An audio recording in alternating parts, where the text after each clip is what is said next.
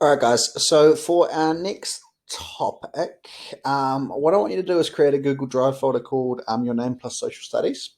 The reason why I want you to put your name in there is in case you share it, I know whose is whose quite easily. And can you make a Google Doc in that folder, title it your name plus social justice? And basically what I want you to do is complete your work while we're out of school on that doc. And if you want me to look over any of your work, just share it with me and I'll have a look. But basically what I'm going to ask you to do in a week or two is just to submit your folders on Classroom for marking. And what we're going to look at this term is we're actually going to carry on with social justice, but now we're going to look at this thing called ethical consumerism. So that means it's like looking at right or wrong types of behavior when it comes to buying things. So we're going to look at things like fair trade and whatnot. So the first thing I want you to do is we're going to just look at where does our food come from. So I've got 3 questions here, and what I've shared with you is a document that looks like this. Okay, so it's got pictures of food all over it. And what you need to do is you just need to answer these questions for each of the food. So what is the food product? What is it used for, and where does it come from? So you can Google if you're a bit confused, but if you know it already, that's awesome. And then what I want you to do after you've done that, after you've done your prior knowledge sheet, is I just want you to listen to me for a little bit. So why did we pick these types of food? So the bits of food in the pictures, these pictures were chosen specifically because the practices used in the harvesting and production of those food products can be harmful to both the people working in these industries and to the environment. So chocolate production is also an industry that is harmful to the people who work in it. In fact, child labour is often used to meet high demand. So what we're going to do is we're going to focus on chocolate for a little bit and cacao beans. So what we're doing is we are learning to understand how and where various foods are produced and understand how various food production practices negatively affect people and the environment. So we're going to introduce some new words here. So child labour, so that's the employment of children in industry or business, especially when it's illegal or considered exploitative.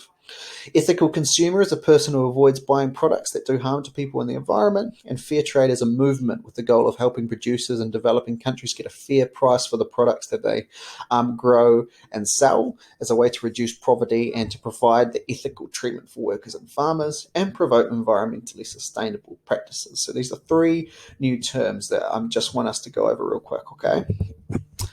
So the next thing I want you to do, the next activity is we've got a map, right? So what I want you to do is use this map to answer these questions. So what is the equator line?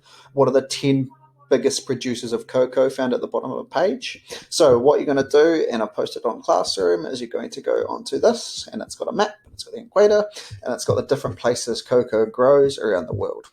And down the bottom, it has the top 10 countries, okay?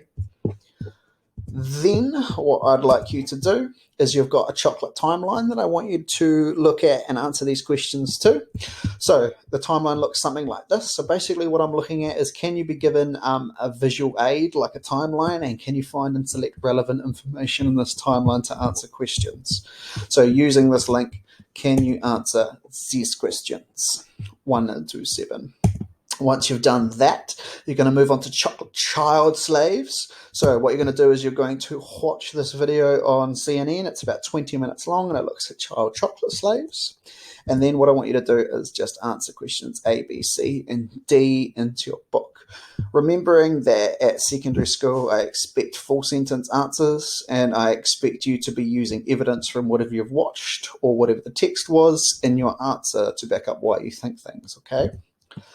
And the last thing you're going to do is you're going to research. You're going to research one of the foods from the pictures we glued into the book originally, okay? And what you're going to do is you're going to answer these questions.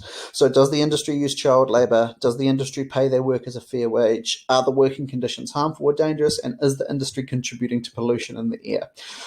So what you're going to have to do is you're going to use your own, or water sources, sorry, and you're going to use your own Googling skills to find this out. So say I go in here and I say, oh, bananas.